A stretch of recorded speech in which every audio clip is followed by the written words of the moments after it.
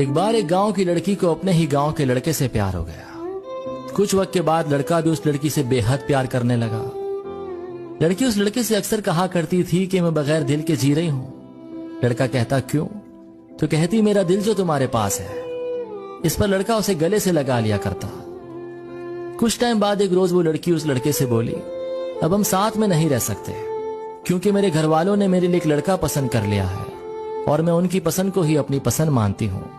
अब हम अलग हो जाते हैं। लड़के ने मुस्कुराते हुए उस लड़की का माथा चूमा और पानी से भरी नम आंखें लेकर वहां से चला गया। कुछ दिनों बाद लड़की की शादी हुई तो शादी पर उसे एक गिफ्ट आया।